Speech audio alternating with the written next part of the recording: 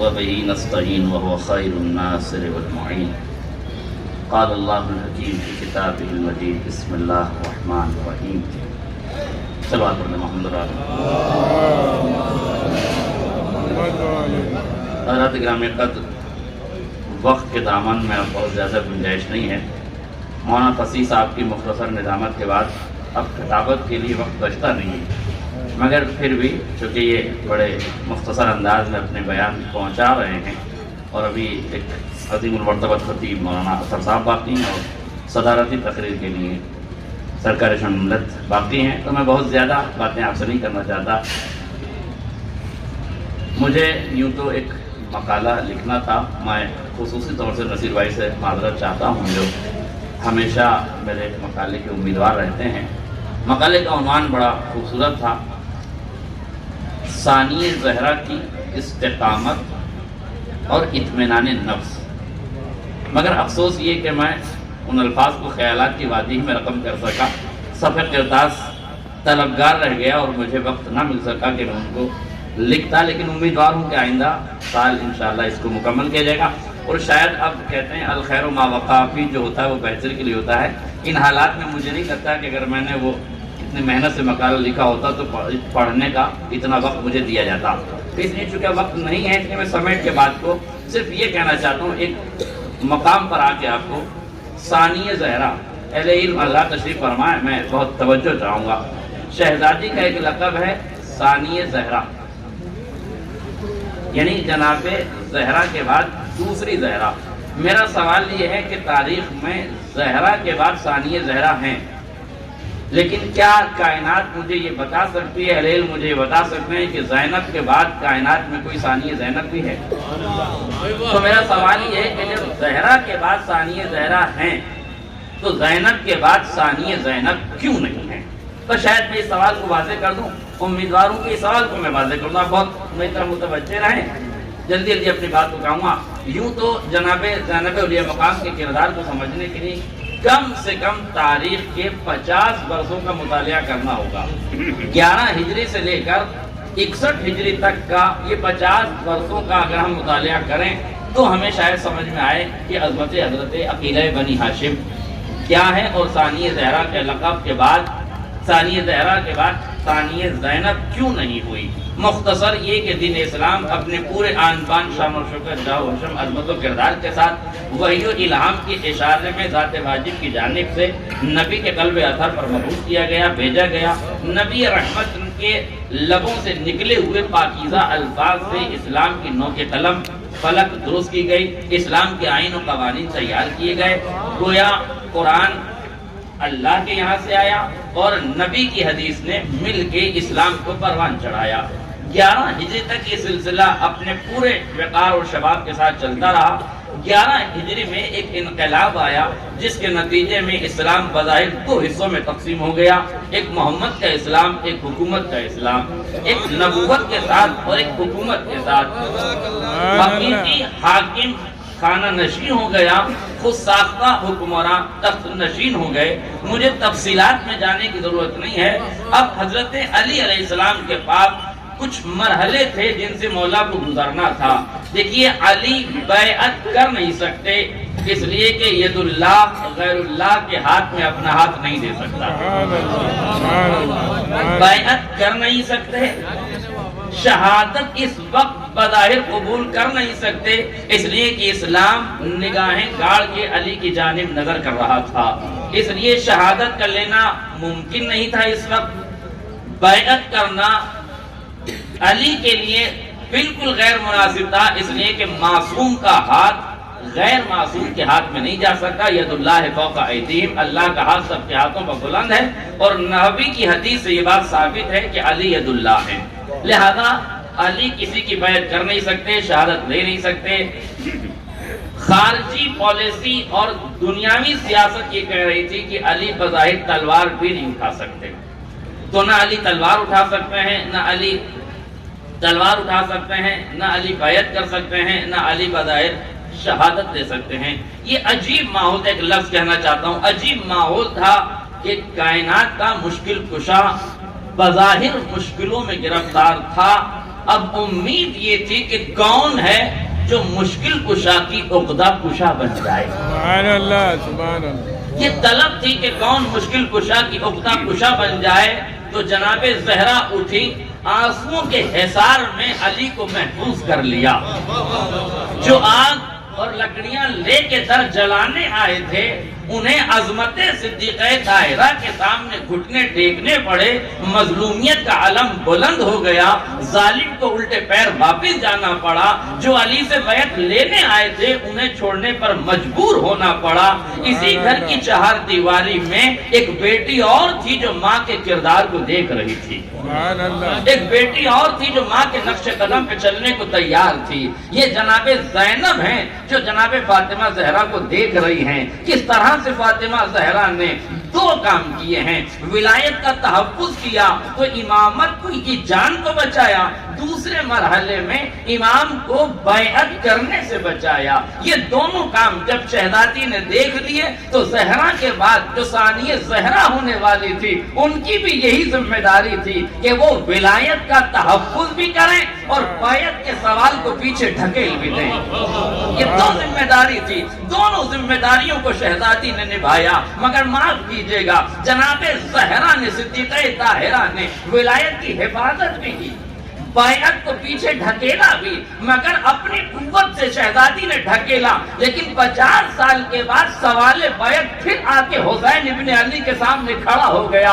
اب زینب کی دوہری ذمہ داری تھی. ایک ذمہ داری تھی ولایت کی حفاظت، دوسری ذمہ داری تھی بیعت کے جنازے کو ایک چادر میں لپیٹ کر فرات میں ایسے ڈبو دیا جائے کہ قیامت تک امامت تو رہے، سوال بیعت نہ اٹھ سکے.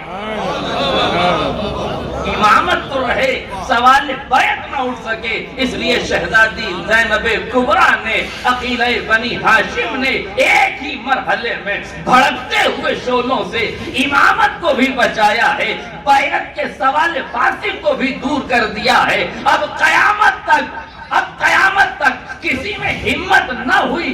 تاریخیں دیکھتے جائیے، تاریخ پڑھتے جائیے، حکومتیں پڑھتے جائیے، دیکھتے جائیے. حکومتوں میں ایک سے ایک بڑا ظالم تو آیا مگر اتنی ہمت نہ کر سکا کہ عصمتوں سے بیعت مانگتا. یہ ہمتوں کو بس کس نے کر دیا؟ علی کی شیر دل بیٹی نے سوال بیعت کو فرات میں ڈبو دیا. اب کسی کی ہمت نہیں ہے. اس لیے ایک جملے کے طور پر یہ بھی ملاحظہ کر لیں، کسی وشو ہندو پریشد کے کسی ایک نیتا نے ایک شیعہ عالم دین سے سفر کے دوران ایک سوال کیا تھا کہ حضور یہ بتائیے، آپ عقیلہ بنی ہاشم کی عظمتوں کے قائل ہیں، جس گھر میں پروان چڑھی ہیں وہاں وحی کا آمد و رفت ہے، فرشتوں کی آمد و رفت ہے، وحی کے اجالے ہیں، الہام کے ترانے ہیں، عصمتوں کی آغوش کی پروردہ ہیں، طہارتوں کے ردائے کے سانچے میں ڈھلی ہیں، پروان چڑھی ہیں. علم ہی علم شہزادی کے پاس ہے. مگر کیا آپ لوگوں نے صدیقہ طاہرہ کے بعد جناب فاطمہ زہرا کی بیٹی جناب عقیلہ بنی ہاشم پہ ظلم نہیں کیا؟ نے پوچھا ہم نے کس طرح سے ظلم کیا؟ کہ آپ یہ بتائیے اتنا سا مسئلہ شہزادی نہیں جانتی تھی کہ آگ میں جل کے مر جائیں یا باہر نکل جائیں؟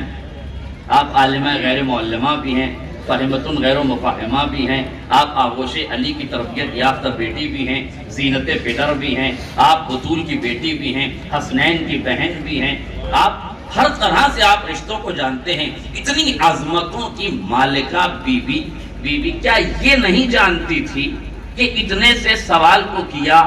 عالم دین مسکرائے اور مسکرانے کے بعد کہا آپ نے مسئلہ تو سمجھا، مسئلے کی حکمت نہیں سمجھی، مسئلے کی نزاکت نہیں سمجھی. زینب علیہ مقام مسئلہ نہیں پوچھ رہی تھی، امامت کا اعلان کر رہی تھی. آج میرا جملہ واضح ہو جائے، مسئلہ نہیں پوچھ رہی تھی. جب پوری دنیا یزیدیت حسین کو ذبح کرنے کے بعد فتح کے شازیہ نے بجا کے یہ سمجھ رہی تھی کہ ہم جیت گئے ہیں، ہم نے مارکا سر کر لیا ہے، ہم نے حسین ابن علی کو قتل کر دیا ہے، ہم نے عصمتوں کا خاتمہ کر دیا ہے، ہم نے خیموں میں آگ لگا کے معصومین کو ختم کر دیا ہے. اس وقت زینب علیہ مقام سوال نہیں کر رہی تھی، امامت کے پاس کھڑی ہوئی، پوچھا بیٹا تم بتاؤ ہم کیا کریں؟ امام نے جواب نہیں دیا ہے، کائنات کو بتایا ہے پھوپھی چاہتی تھی اعلان امامت ہو، بیٹا چاہتا ہے مسئلے کے ذریعے سے شریعت کی آبرو بھی بچا لی جائے، زینب کا جواب بھی دے دیا۔ اس لیے شہزادی نے فوراً سوال پوچھا، امام نے جواب دیا۔ یہ امام کا جواب نہیں ہے بلکہ کائنات کو متوجہ کیا جا رہا ہے۔ دیکھیں غور کیجئے، میں ختم کر رہا ہوں دعا کو۔ جہاں سوال شہزادی نے پوچھا تھا کہ بیٹا یہ بتاؤ جل کے مر جائیں یا باہر نکل جائیں، امام نے دلیل کے ساتھ جواب دیا جان کا بچانا واجب ہے، اس لیے پھوپھی اماں آپ باہر چلی جائیں۔ دیکھیں یہاں امام نے یہ نہیں کہا کہ آپ عالمہ غیر معلمہ ہیں، آپ ہم سے زیادہ جانتی ہیں، آپ علی کی بیٹی ہیں۔ دیکھیں یہاں رشتے کی عظمت نہیں بتانا تھا، یہاں امامت کی عظمت بتانا تھا۔ اب یہ امام کی ذمہ داری تھی کہ جس نے رشتے کی آبرو رکھتے ہوئے امامت سے مسئلہ پوچھا، اب امام وقت کی ذمہ داری تھی کہ نہیں کہ اس رشتے کی آبرو رکھی جائے۔ اس لیے جب یزید نے کہا ہم تمہیں رہا کرتے ہیں، کیا چاہتے ہو؟ کہا پھوپھی سے پوچھ کے بتائیں گے، پھوپھی سے پوچھ کے بتائیں گے۔ مولا آپ امام وقت ہیں، پھوپھی سے پوچھ کے کیوں بتائیں گے؟ کہ یہ تو دنیا کو بتائیں گے کہ کب پھوپھی ہم سے پوچھتی ہے، کب ہم پھوپھی سے پوچھتے ہیں۔ وآخر دعوانا الحمدللہ رب العالمین۔ سبحان اللہ۔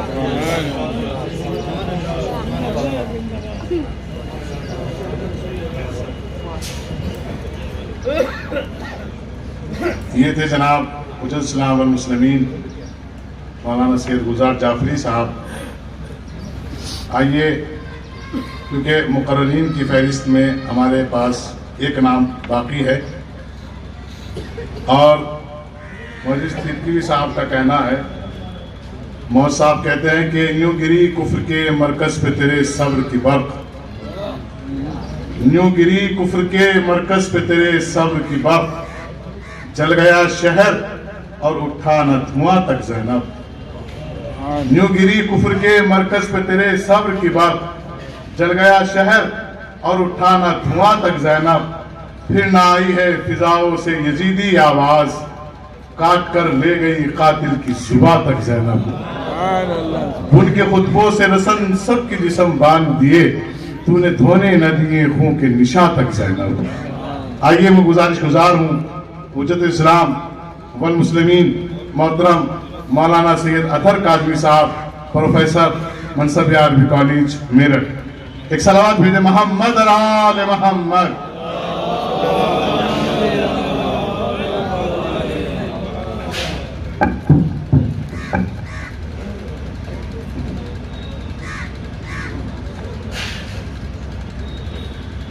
السلام علیکم ورحمۃ اللہ تعالی وبرکاتہ۔ لا حول ولا قوة الا باللہ العلی العظیم۔ اعوذ باللہ السمیع العلیم من الشیطان الرجیم، بسم اللہ الرحمن الرحیم، وبہ نستعین، وصلی اللہ علی سیدنا محمد وآل بیتہ الطیبین الطاہرین۔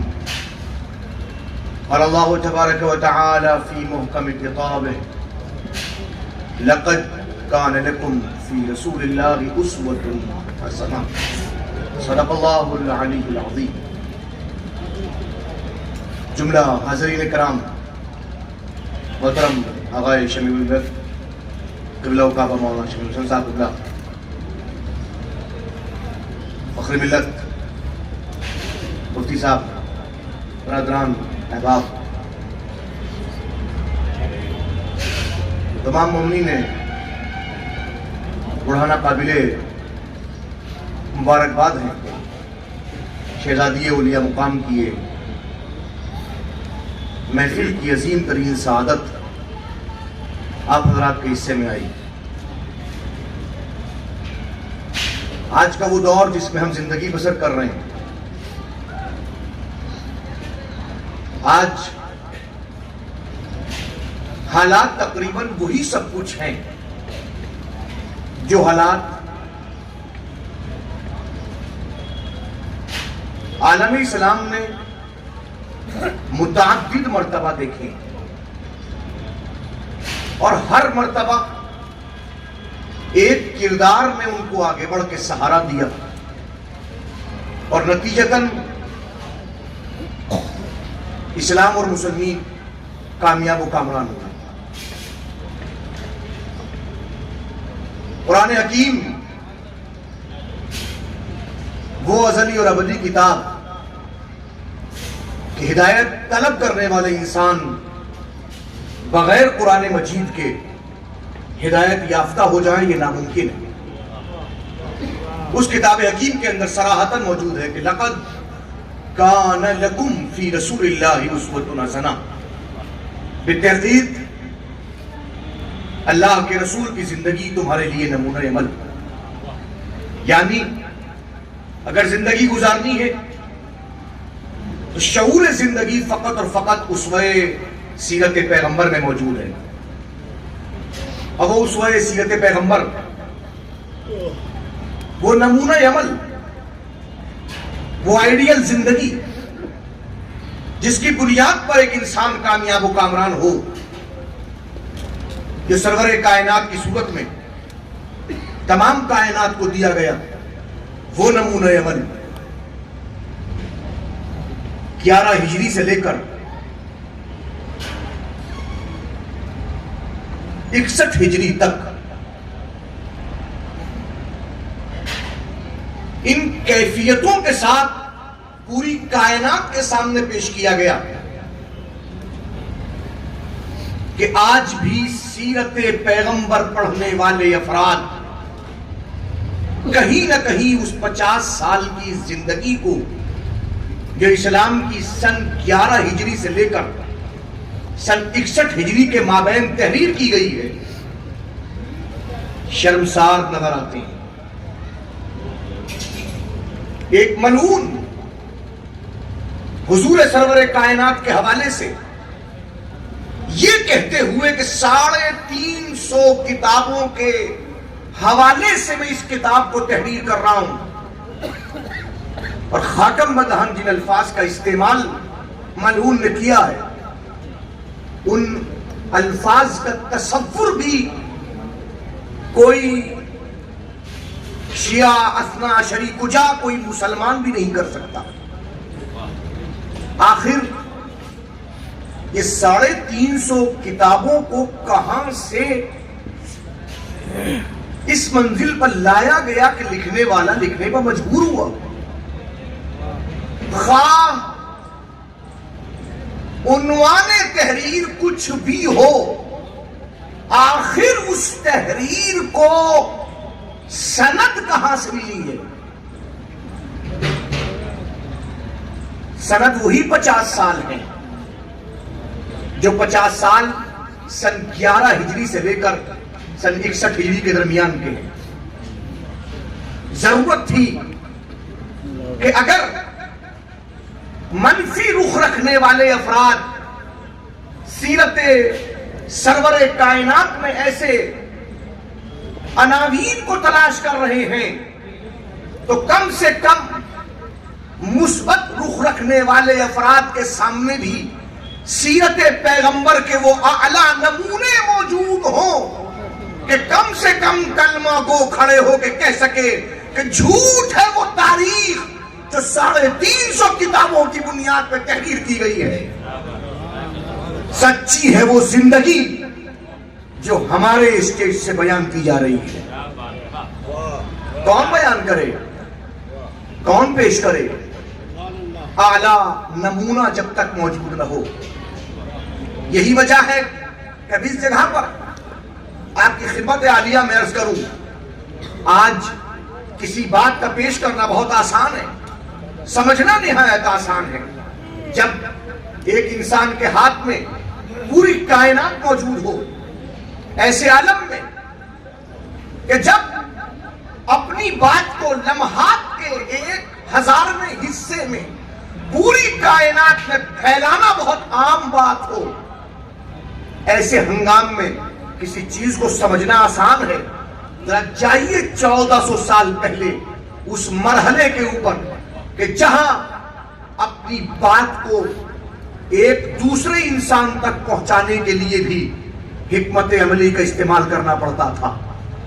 اور اب اس منزل کے اوپر میں شہزادی اولیاء مقام کی اس قیادت کی اس کیفیت کو عرض کرنا چاہتا ہوں. ظاہر ہے کہ لمحات میرے پاس بھی زیادہ نہیں ہے، مگر جلدی سے عرض کرنا چاہتا ہوں تاکہ ملاحظہ فرمائیں اور دقت فرمائیں اور شہزادی اولیاء مقام کی اس کیفیت کو، کہ جس کیفیت کی بنیاد پہ آج آپ اور ہم کلمہ لا الہ الا اللہ، کلمہ محمد رسول اللہ، کلمہ علی ولی اللہ کو فخر کے ساتھ اپنی زبان اور دل میں جاری کرتے ہیں، جس کی بنیاد پہ ہم آج اپنے اسلام کا شعور بیدار رکھے ہوئے ہیں، وہ عطا کردہ فقط اور فقط نبی کی بیٹی زینب اولیاء مقام کا ہے.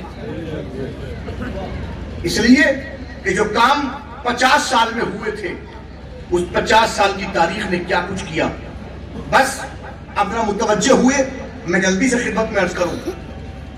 72 نفوس کو قتل کرنے کے لیے کتنے لوگوں کی ضرورت ہے؟ ظاہر ہے کہ بہت بڑے لشکر کی ضرورت نہیں ہے. جبکہ سامنے والا خود لڑنا نہ چاہتا ہو. جنگ مزاج امامت نہیں ہے، جنگ مزاج حکومت کا نام ہے. ایسے ہنگام میں مجھے بتائیے، اگر قتل کرنے کے لیے آمادہ ہو حکومت، تو 72 یا 100 یا 150 افراد کو قتل کرنے کے لیے کتنے افراد کی ضرورت ہے؟ یزید ملعون نے 50 سال کے اختتام پر ایک کام یہ کیا کہ اس نے بڑے شہروں سے دور لقدق صحرا میں، جہاں زندگی کا شائبہ بھی نہ ہو، روایتیں بہت سی ہیں، کم سے کم 40,000 صاحب اثر و شہادہ. علامہ دربندی کے مطابق تو بہت طویل فہرست ہے ان افراد کی کہ جو کربلا معلیٰ میں یزید کے ذریعے بھیجے گئے. لاکھوں افراد جمع کر دیے گئے، اور روایت کہتی ہے کہ ان لوگوں نے گھیر کے ابن رسول اللہ کو اس طرح سے قتل کیا. اب روایتیں ادھر سے لے رہا ہوں کہ خود اہل لشکر کو علم نہ تھا ہم قتل کرنے کس کو آئے ہیں. تاریخ ابن کثیر 8ویں جلد میں یہ موجود ہے، مصائب سے فضائل کا گوشہ، کہ جس وقت شہزادی اولیاء مقام بھائی کی لاش پہ آئی ہے، تو آنے کے بعد شہزادی اولیاء مقام نے ماتم شروع کیا. ماتم اور اتنا شدید ماتم کہ ابن کثیر ایسا متعصب مورخ لکھنے کو مجبور ہوتا ہے کہ بہت سے زعماء قبیلہ نے جو وہاں موجود تھے اپنے سروں سے پگڑیوں کو پھینک کے کہا، ہم سے یہ کہا گیا تھا ایک خارجی کو قتل کرنا ہے، ہم سے کہا گیا تھا ایک باغی کو مارنا ہے، ہم سے کہا گیا تھا ایک تعظیم طغیان کیا اس کو ختم کرنا ہے. ہمیں کیا معلوم تھا کہ یہاں رسول کا بیٹا حسین ابن علی موجود ہے. قتل حسین کے بعد اگر زینب کا ماتم نہ ہو تو ان قبیلے کے ذمہ داروں کو پتہ نہ چلے قتل ہونے والا کون ہے. آگے بڑھیے. کوفہ. اب ظاہر ہے کہ مجھے اپنے سامنے وہ مجمع موجود ہے کہ جہاں تفصیل میں جانے کی ضرورت ہے، جلدی عرض کروں گا. کوفے کے اندر جب دربار سے پہلے بازار سے گھمایا جا رہا ہے تو ایسے ہنگام میں چھت پہ بیٹھی ہوئی ایک معظمہ، پورا واقعہ آپ کے سامنے ہے. کون؟ ام حبیبہ. پتہ نہیں ہے کہ آنے والی بی بی کون ہے. اگر پتہ ہوتا تو کبھی اس کیفیت کے ساتھ سوالات نہ ہوتے. میں بہت تفصیل میں نہیں جاؤں، جلدی سمیٹوں. حد یہ ہے یزید کے گھر میں رہنے والی یزید کی بیوی کو پتہ نہیں ہے کہ قتل ہونے والے کون ہیں. مشہور زمانہ مرثیہ ہے، قید خانے میں تلا تم ہے کہ ہند آتی ہے. کون ہے ہند؟ یزید کی بیوی ہے ہند. بیوی کو پتہ نہیں ہے کون قتل ہو کے آ گیا، کسے قتل کر دیا گیا، قید خانے میں کون ہے، رسول کی بیٹیاں ہیں کہ نہیں، کچھ پتہ نہیں ہے. لیکن لطف کی بات یہ ہے کہ کربلا سے لے کر عین خانے تک، زینب اولیاء مقام تک، یکو تنہا جو ہر قدم پہ سمجھاتی چلی آ رہی ہے قتل ہونے والا کون، مظلوم کون، اس منزل کے اوپر ستم رسیدہ کون، اس منزل میں فنا ہونے والا کون، سر کٹوانے والا کون، دین کو بچانے والا کون، قرآن پڑھنے والا کون، ہر قدم کے اوپر زینب اولیاء مقام تعارف کراتے کراتے اب شہزادی اگر فقط یہی رک جائے تو تاریخ محدود ہو کے رہ جائے گی، قیامت تک کسی کو پتہ نہ چل پائے گا یزید نے 50 سال تک کیا کیا تھا، یزید کے باپ دادا نے جو پلان بنایا تھا، اور 50 سال کے عرصے میں حسین جیسی شخصیت کو قتل کرنے کے بعد اسلام کو ختم کرنے کا جو خواب یزید کے اجداد نے دیکھا تھا، آخر اس کو قیامت تک بتانے والا کون ہوگا؟ شہزادی اولیاء مقام میں یہاں بھی آنے کے بعد یزید کے گھر میں فرش عذاب بچھا کے قیامت تک کے لوگوں کو بتا دیا، خبردار علی کے قاتل کا پتہ ہو نہ ہو، شہزادی کے قاتل کا پتہ ہو نہ ہو، رسول کو کس نے زہر دیا پتہ ہو یا نہ ہو، حسن کو کس نے زہر دیا پتہ ہو نہ ہو، لیکن کوئی نہ کہہ سکے گا قاتل حسین کون ہے، خنجر شمر کے ہاتھ میں ہوگا، لعنت یزید کے اوپر ہوگی، تاکہ معلوم ہو جائے گا کہ قاتل کون ہے۔ یہی وجہ کبھی کبھی لوگ کہتے بھی ہیں، خواجہ حسن نظامی سے کسی نے کہا قاتل تو شمر ہے، قاتل تو بن سعد ہے، یزید کو لعنت کیوں؟ ہزاروں کلومیٹر دور دمشق میں بیٹھا ہوا یزید قتل حسین کا ذمہ دار کیسے؟ خواجہ حسن نظامی نے فوراً کہا تیرے پاس تو ایک کتے جتنی عقل بھی نہیں ہے۔ کیا مطلب؟ کہ اس بات کو تو کتا زیادہ بہتر جانتا ہے کہ وہ کیسے؟ کہ وہ ایسے اگر کوئی اس کو ڈھیلا مارے تو ڈھیلے کے پیچھے نہیں جاتا، مارنے والے کے پیچھے جاتا ہے۔ سبحان اللہ۔ شمر تو ایک ڈھیلے کا نام ہے، مارنے والا تو یزید ہے۔ کس نے بتایا؟ اسلام قیادت کا محتاج ہے، قیادت کا ثبوت سرور کائنات نے پیش کیا، اس ثبوت کو پائے تکمیل تک کربلا میں حسین نے پہنچایا، اور اس حسینیت کو قیامت تک کے لیے زینب اولیاء مقام نے بتایا۔ اگر زینب اولیاء مقام کو درمیان سے مائنس کر دیا جائے، ہٹا دیا جائے، تو یاد رکھیں صحیح اسلام قیامت تک پہنچ نہ پائے گا۔ گفتگو بہت کچھ پیش کی جا سکتی ہے، وقت کی دامن کو سامنے رکھتے ہوئے یہیں پہ اکتفا کرتا ہوں۔ السلام علیکم ورحمۃ اللہ وبرکاتہ۔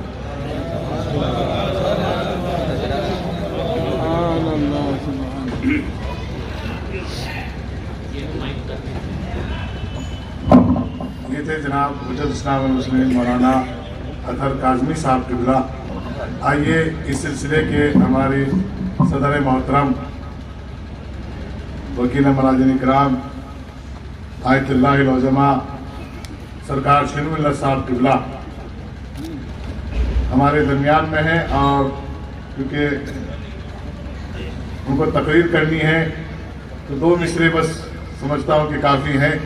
رن میں غازی کھیت میں مزدور منبر پر خطیب، رن میں غازی کھیت میں مزدور منبر پر خطیب، اللہ اللہ کتنے رخ ہیں ایک ہی تصویر کے۔ رن میں غازی کھیت میں مزدور منبر پر خطیب، اللہ اللہ کتنے رخ ہیں ایک ہی تصویر کے۔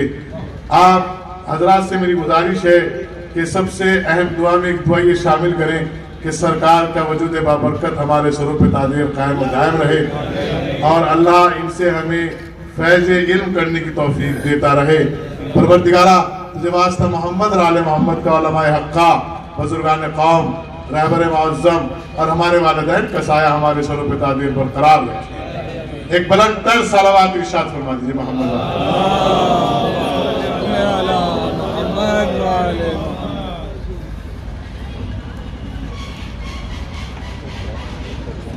أعوذ بالله من الشيطان اللعين الرجيم بسم الله الرحمن الرحيم الحمد لله رب العالمين والصلاة والسلام على سيد الأنبياء والمرسلين وآله الطيبين الطاهرين أما بعد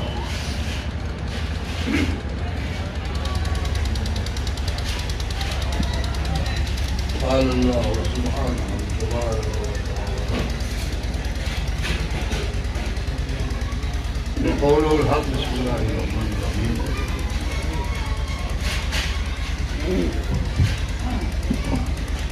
إن الله اصطفى آدم ونوحا وآل إبراهيم وآل عمران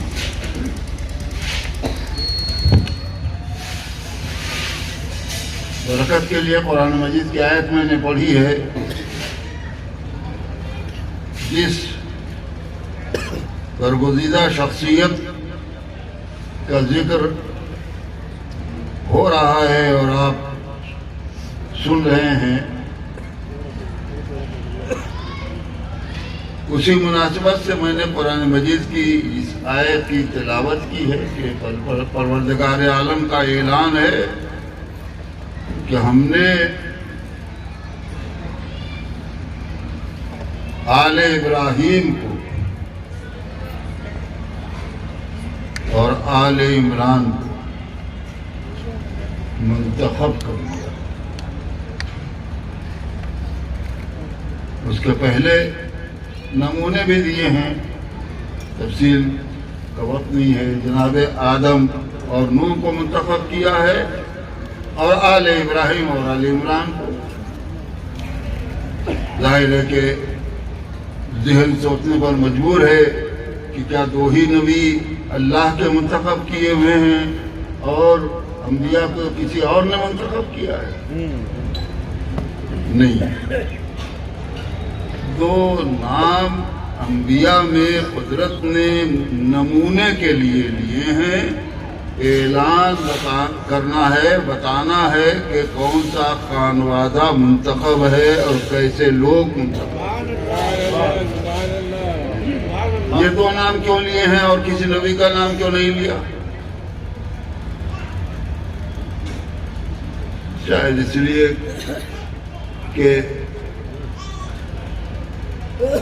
آدم کو نمونہ بنایا ہے، یا یوں کہا جائے کہ آدم اول کو نمونہ بنایا ہے اور آدم ثانی کو۔ آدم کو نمونہ بنایا ہے کمالات و صفات کے اعتبار سے کہ وہ دنیا کی درسگاہ میں کسی کے آگے انہوں نے زانوئے ادب نہیں طے کیا ہے۔ ان کو علم اللہ نے دیا ہے اور علمہ آدم الاسماء، اللہ نے تعلیم دی ہے آدم کو۔ تو ایسے یہ خاندان والے ہوں گے کہ جو دنیا میں آنے کے بعد کسی کے آگے زانوئے ادب طے کرنے کے محتاج نہیں ہوں گے۔ آدم نمونہ ہوں گے جو منتخب ہونے والے ہیں۔ یہ ایک، اور دوسرا نام آدم ثانی جناب نوح کا لقب ہے، ان کا نام اس لیے نہیں لیا گیا ہوگا قدرت کا منشا ہو جانے، لیکن بظاہر اندازہ یہ ہوتا ہے کہ دنیا میں کمالات کے اعتبار سے وہ منتخب خانوادہ آدم مثال ہوگا،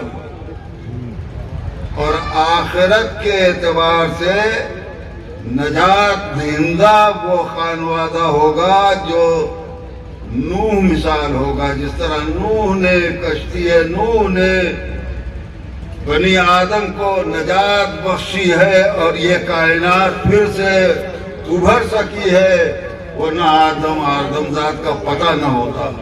تو ایک منزل نجات کی ہے، ایک منزل کمالات کی ہے۔ کمالات میں آدم کو نمونہ بنانا، نجات میں نوح کو نمونہ سمجھنا۔ اب جو آدم نمونہ ہو नमूना हो उसको तलाश करो। मैं दूर तक ले जा सकता हूं इस बात को, लाता इस मंजिल तक। एक फिक्रे को मैं छोड़ करके आगे बढ़ रहा हूं कि आले इब्राहिम खानदान आज नस्ल इब्राहिम की मुंतखब है। ये तो ऐलान है ना, अब ये नमूने हैं कि इस खानदान में जो ऐसे हों वो अल्लाह के नजदीक मुंतखब हैं। लेकिन दूसरा फिक्रा आल इमरान का है, उसके बारे में मैं इस वक्त कोई गुफ्तगू नहीं करूंगा, गुंजाइश भी नहीं है। मैं तो सिर्फ इतना बताना चाहता हूं कि एक है कमालात का मरकज, जिसने दुनिया में किसी से कमाल नहीं सीखा,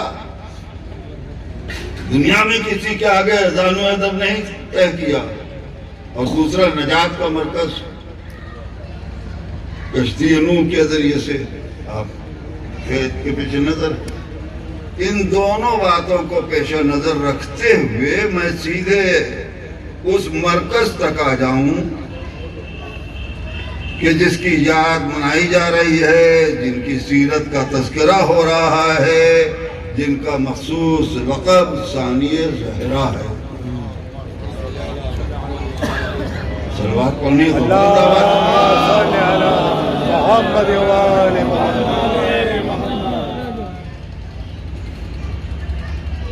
कमालात के एतबार से अगर देखें, आदम मिसाल दुनिया में किसी के आगे जानो अदब तय करना न पड़ा हो तो आलम निस्वा में जनाब ज़ैनब को इमाम वक्त ने ये सनद बख्शी कि या अम्मा अंते आलिमतुन गैरो मुअल्लमा व फ़ाहिमतुन गैरो मुफ़ह्हमा। इमाम वक्त ने कहा है कि ए फूफी अम्मा, आप वो आलिमा हैं जिसको किसी ने दुनिया में तालीम नहीं दी।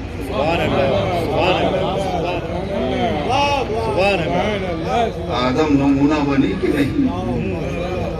आलिमा गैर मुअल्लमा, ये वो आलिमा है जिनको किसी ने तालीम नहीं दी। वो फ़हमतुन दूसरा फिक्रा है, और वो समझदार हैं जिसकी दुनिया में किसी ने तरबियत नहीं की, समझाया नहीं है, तरबियत नहीं किया। मैं अब यहीं के ऊपर ये बता दूं कि ये दोनों सिफतें किसी गैर मासूम की नहीं है, ये दोनों सिफतें मासूमीन की हैं। दुनिया में किसी से कमाल का मोहताज न हो, कमाल लेने का, तालीम का भी मोहताज ना हो, तरबियत का भी मोहताज ना हो। इस्मत की शान ये है ना। अब इस सनद के बाद आप इस बीबी को क्या कहेंगे जो इस्मत की शान रखती हो, उसे हम मासूमा क्यों न कहें? बड़ी नाजुक मंजिल है, और कहें तो कैसे कहें? इसलिए कि मासूमीन से हमको इजाजत नहीं मिली।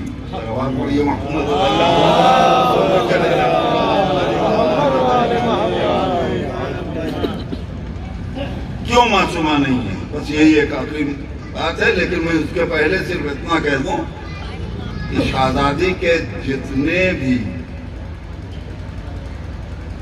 अलकाब हैं, हर लक़ब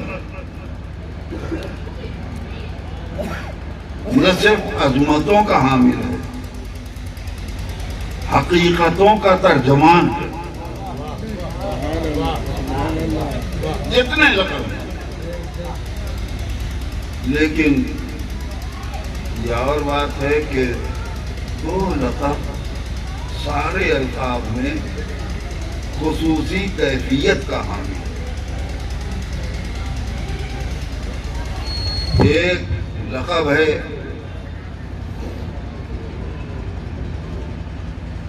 ثانیہ زہرا یا نائبۃ الزہرا، دونوں کا مفہوم ایک ہی ہے، اور ایک لقب ہے شریکۃ الحسین۔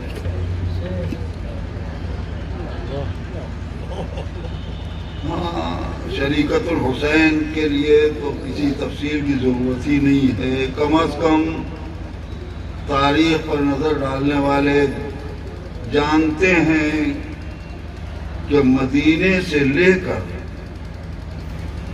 عاشور تک کہیں ساتھ چھوڑا نہیں پائے، ہر مصیبت میں ہر منزل میں شریک رہی کہ نہیں۔ یہ لقب کیوں محسوس ہو گیا؟ میں تو یہ بھی سوچنے پر مجبور ہوں کہ جتنی مخدرات عصمت ساتھ میں تھیں، جتنی پاکیزہ خواتین تھیں ساتھ میں خانوادے کی، وہ سب مدینے سے لے کر کے کربلا تک، اور کربلا کے بعد قید خانے کی رہائی تک سب شریک رہیں کہ نہیں؟ پتہ نہیں کیا سبب ہے کہ کسی کو شریکۃ الحسین کا لقب نہیں ملا۔ سوچنے کی بات ہے، شاید پہلو ہو، اور میرے عزیزوں وہ یہ ہے میری فکر کے اعتبار سے کہ سب تھے ساتھ میں۔ ایک جملے میں اگر گہرائی تک ذہن جائے تو میں کہوں سب لائے گئے تھے، جناب زینب لائی نہیں گئی تھی، آئی تھی۔ یہ کیسے میں کہہ رہا ہوں؟ باب دانش جانتے ہیں کہ خاندان کی ایک بزرگ شخصیت نے جب یہ کہا تھا، سنتے رہتے ہیں آپ، ابن عباس نے جس وقت کہا تھا تو فرزند رسول آپ تنہا جائیں، شیطانیوں کو ساتھ نہ لے جائیں۔ کسی بیوی کی آواز نہیں اٹھی، ثانیہ زہرا نے آواز دی کہ میں اپنے ماجائے کو اکیلا نہیں چھوڑ سکتا۔ شاید یہ اعلان سبب ہو کہ شریکۃ الحسین کا لقب مخصوص ہو گیا ثانیہ زہرا کے ساتھ۔ ویسے تو مصائب کی منزل میں اگر جاؤں تو ہر مصیبت میں شریک تھیں حسین کے، ہر خدمت میں شریک تھیں۔ ایک خدمت مظلوم کربلا نے ایسی انجام دی تھی کہ جس میں شرکت نہ کر سکی تھی جناب زینب سلام اللہ علیہ۔ آپ سوچ رہے ہوں گے وہ کون سی؟ اگر تاریخ پہ نگاہ ڈالیں تو دن بھر مقتل سے لاشیں اٹھائے تھے مظلوم کربلا نے۔ میرے عزیزوں، یہ ایک کام مظلوم کربلا سے مخصوص تھا جس میں ثانیہ زہرا شریک نہ ہو سکے، ہے نا؟ مگر اس میں بھی کوئی کمی کا تصور نہیں ہو سکتا، اس لیے کہ دن کے روشن ماحول میں یہ کام مظلوم کربلا نے انجام دیا تھا، اور رات کی تاریکی میں یہی کام شریکۃ الحسین بن کر ثانیہ زہرا بات مصائب کی منزل میں آ گئی۔ عزیزو، ایک پہلو میں نے عرض کیا کہ شریکۃ الحسین ہے، یہ وہ لقب ہے کہ جو حقیقت کا ترجمان ہے۔ دوسرے ثانیہ زہرا کا لقب، بس یہی میں نے شروع کیا تھا، اسی کی بات پہ میں اپنی تقریر تمام بھی کر دوں گا۔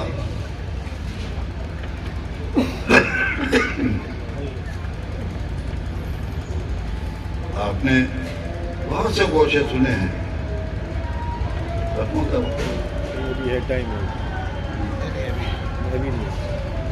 آپ نے اگر وقت اس کو ہٹا دیے ہوگا۔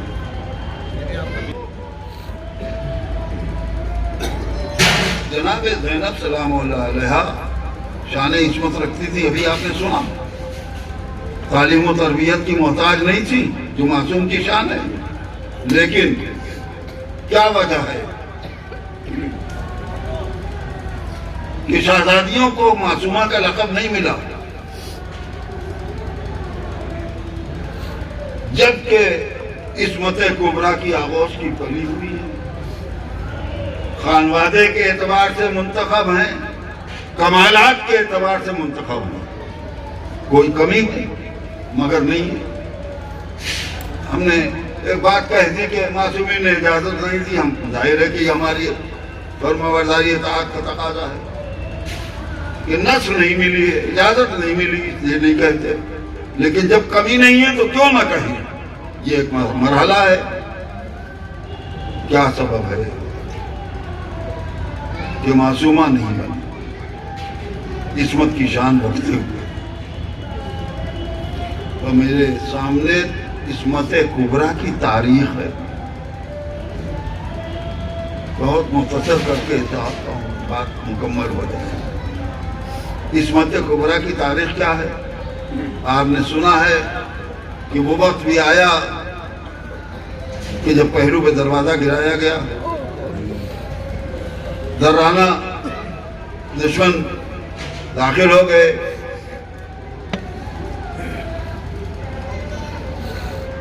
مولا کے گلے میں رسی تھی، بی بی کا پہلو ٹوٹا ہوا تھا، بچہ شہید ہو چکا تھا چکم کا، رش کے عالم میں تھی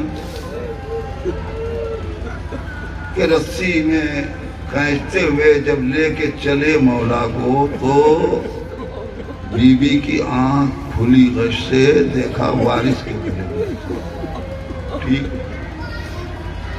تو بس ایک فقرہ سن لو۔ شہزادی نے امامت کے تحفظ کے لیے اپنے پہلو کا درد بھلا دیا،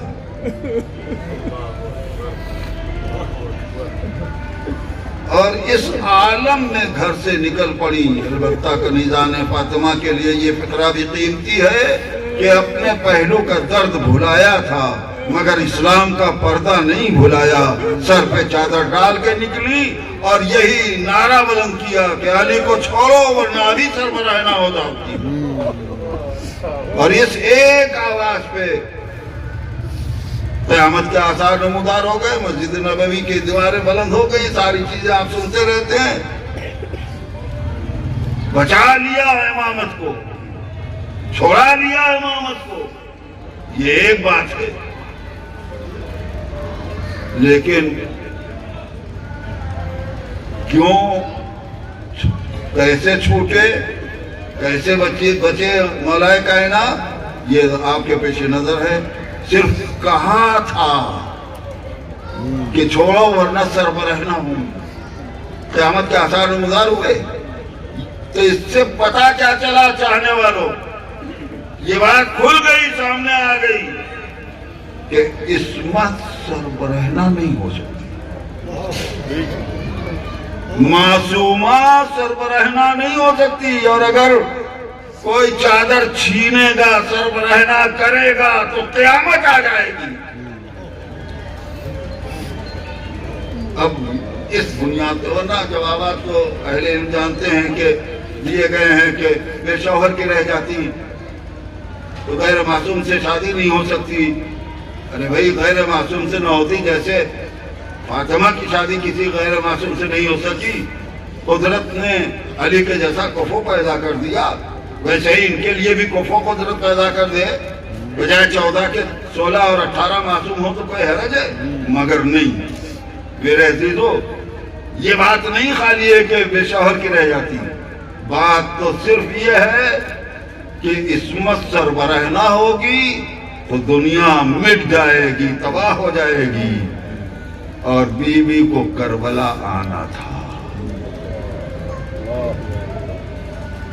اب سمجھے، جس گود کے پلے ہوئے حسن حسین معصوم تھے، اس گود کی پلی ہوئی زینب اور ام کلثوم کوئی کمی نہیں، مگر چونکہ کربلا آنا تھا، سر کی چادر دینی تھی، اس لیے معصومہ بن کے آتی تو بہت دنیا ختم ہو جاتی۔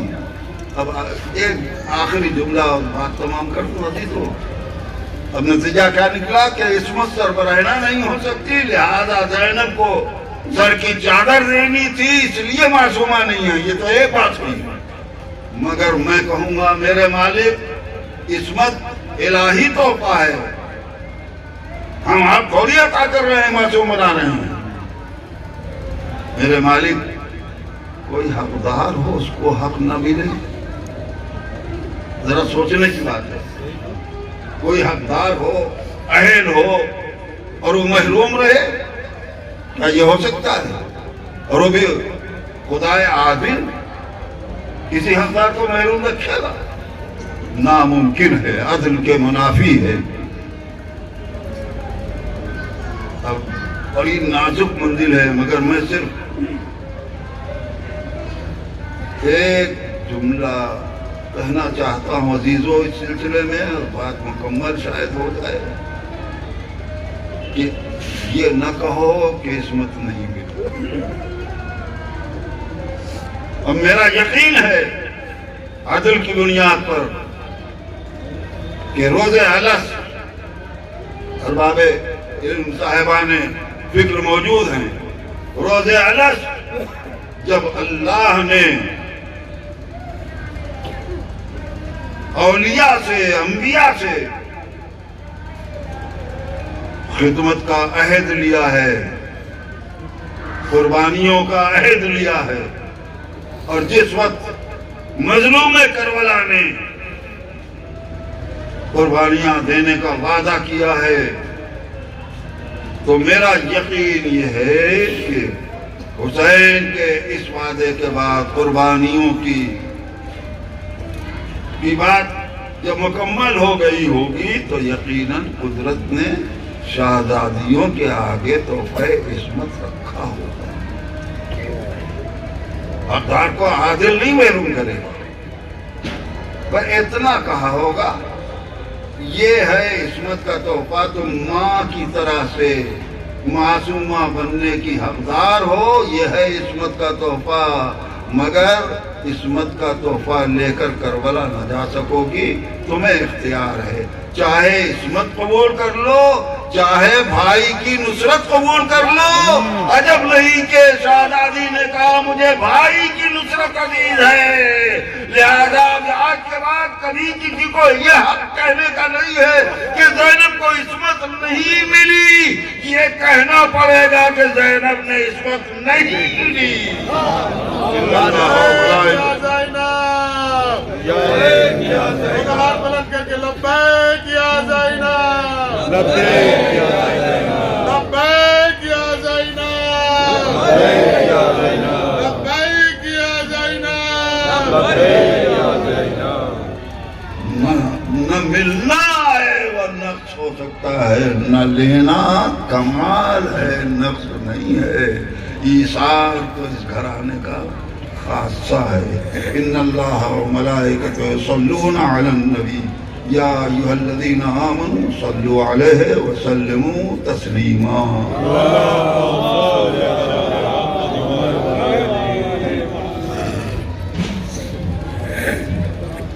ہم اپنی حیات کی جانب سے آئے ہوئے تمام علماء کرام، بالخصوص حجت الاسلام والمسلمین عالی جناب مولانا یوسف صاحب قبلہ اور مفتی ذوالفقار علی صاحب قبلہ، مولانا یاسر عباس صاحب قبلہ، دیگر تمام علماء کرام اور صدر جلسہ حجت الاسلام والمسلمین سرکار شفیع ملت ابی اللہ مولانا سید شفیع الحسن صاحب قبلہ، تمام علماء کرام، شورائے اعظام، اور بالکل کا تہہ دل سے شکریہ ادا کرتے ہیں، اور ان تمام شکریوں کے ساتھ ساتھ خصوصاً ہم حجت الاسلام برادر اللہ مولانا فصیح حیدر صاحب کا شکریہ ادا کرتے ہیں اپنی حیات کی جانب سے، کہ جن کی ان کوششوں سے اور سعی کے ساتھ یہ پروگرام اتنا خوبصورت انداز سے منعقد ہوا، اور شب میں انشاءاللہ تعالی محفل مقاصدہ منعقد ہوگی، جس میں آپ حضرات شرکت فرمائیں گے اور ہمارے بیرونی شعراء کرام منظوم نذرانہ عقیدت پیش کریں گے۔ ہم مومنین بڑھانہ کے بھی تہ دل سے شکریہ ادا کرتے ہیں کہ انہوں نے ہمارے اس پروگرام میں ہر طریقے سے ہمارا ساتھ دیا، ہم ان کے تہ دل سے ممنون اور مشکور ہیں۔ تمامی حضرات سے میری گزارش ہے جو ہمارے بزرگان ہیں وہ یہاں تشریف لے آئے۔ ہم چاہتے ہیں کہ علماء کے ہمراہ ایک تصویر ہو جائے جو کربلا ہند کے حوالے سے ہر گھر میں چسپاں ہو۔ تمام ہی بزرگان قوم سے میری گزارش ہے کہ وہ ادھر تشریف لے آئے، کیونکہ سرکار شیر اللہ صاحب قبلہ، مولانا یوسف امینی صاحب قبلہ، فقیر اللہ ڈاکٹر یاسر عباس صاحب قبلہ اور دیگر افراد جو تشریف فرما ہیں،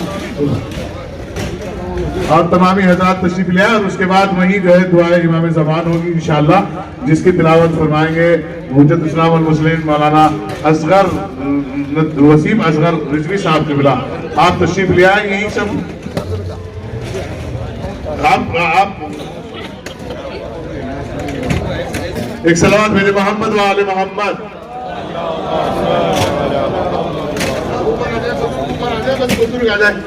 ضیاء علی صاحب، رضا علی صاحب اور شاہنواز صاحب، ظہیر حسن صاحب قبلہ، یہ سب اوپر آ جائیں، مزمل صاحب قبلہ یہ سب اوپر آ جائیں، سب اوپر آ جائے آپ حضرات، اور جو بچے وہ نیچے رہے، ان کے ساتھ پھر وہاں کے بعد فوٹو ہو جائے گا۔ تمامی حضرات جو بزرگ ہیں یہاں بڑھانہ کے مومنین وہ اوپر آ جائیں۔ عارف بھائی، دل نواز بھائی، آپ اوپر تشریف لے آئیے گا، جو بزرگان ہیں وہ اوپر آ جائیں، جو بچے اور نوجوان ہیں ان کی تصویر نیچے ہوگی انشاءاللہ، یہ ان بزرگوں کے بعد ہوگی۔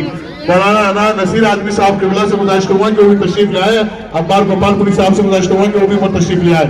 مولانا کاظم علی صاحب قبلہ سے گزارش ہے کہ تشریف لے آئے، یہ ایک یادگار تصویر ہوگی انشاءاللہ جو تمام مومنین کے گھروں میں جائے گی۔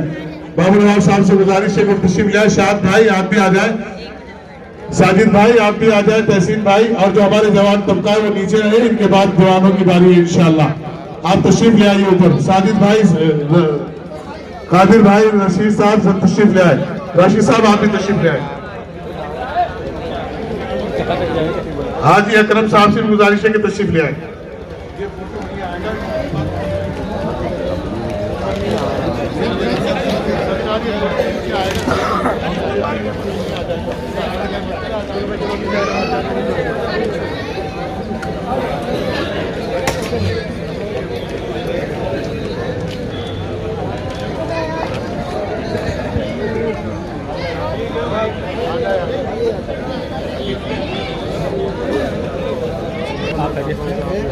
आगे थोड़ा आगे रीसेट हो गया।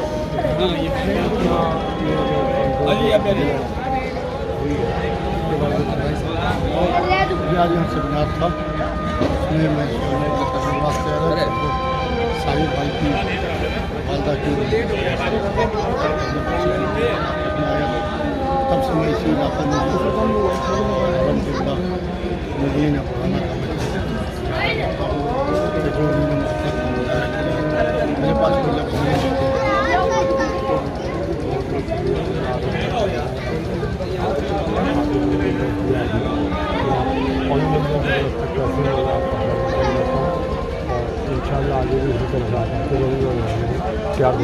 बहुत बहुत शुक्रिया तहसीन भाई आपका और आपके कौमी मंदिर चैनल का, और हमारे साजिद भाई, दिलशाद भाई, आपके पूरे तमाम टीम का, कि आप हजरात ने जिस तरीके से मोमिनीन बुढ़ाना ने जो मोहब्बत का मुजाहरा किया है, मेरे पास कोई लफ्ज़ नहीं है। मैं कहकर आपकी मोहब्बत का शुक्रिया करूँ। बस अल्लाह सलामत रखे।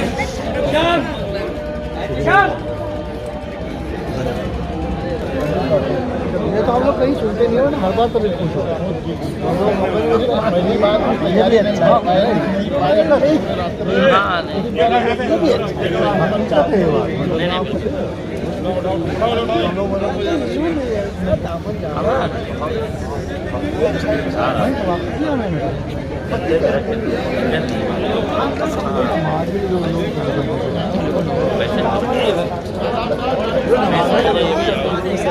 पीछे आ जाओ। पीछे आ जाओ, पीछे आ जाओ।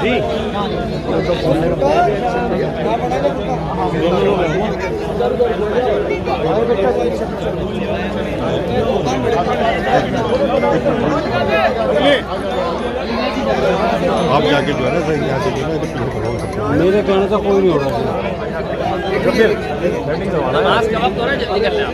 नमाज का वक्त हो रहा है, जल्दी करें। भाई थोड़ा पीछे आओ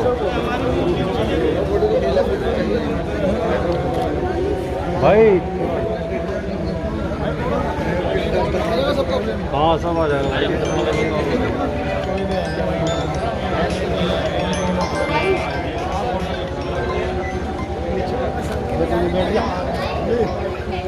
भाई आ जाओ। थोड़ा सा तो पीछे पीछे जाओगे ना, सबका आ जाएगा फोटो। और जरा लंबे लंबे हो जाओ, और लंबे लंबे हो जाओ।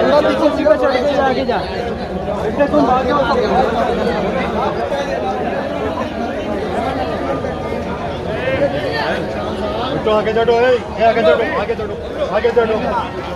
राजू राजू थोड़ा भाई बबलू पीछे आ जाओ भाई।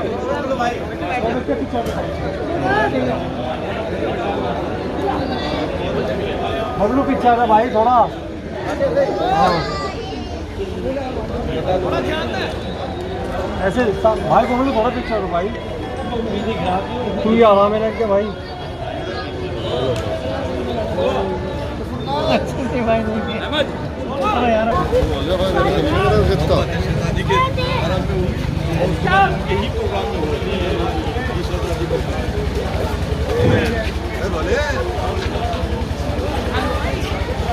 बोले बड़ा बोला। मैं भी आया इसमें, मैं भी वीडियो बना।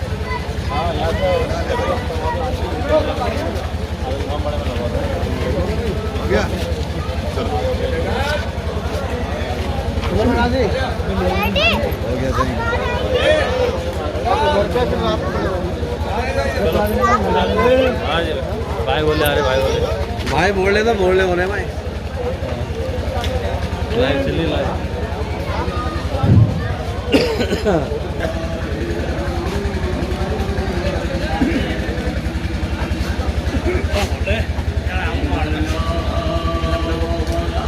अरे देखो लो भाई।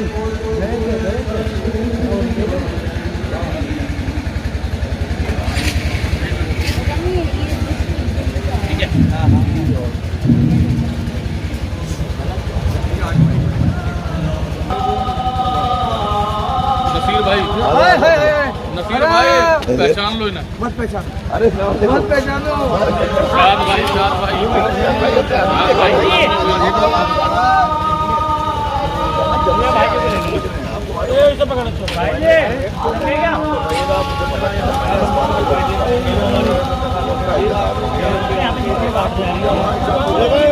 अरे किसी को 9 सालों के बम भी छोड़ो।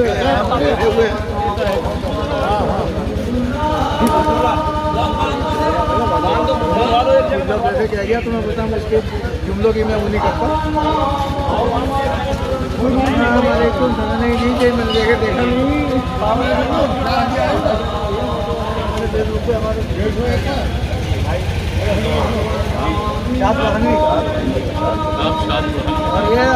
ये जो हमारे देश में तो लड़के हैं हमारी नंबर उनके ही बच्चों के आ रहे हैं। चलो इंशाल्लाह में हर प्रोग्राम में में हो, मीरा रोड में हो, एक एक आदमी तो अनिल भी है।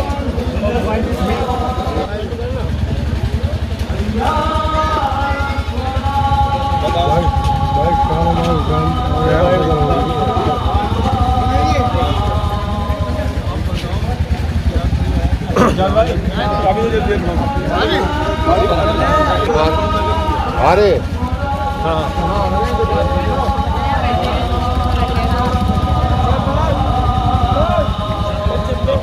आ जाओ मन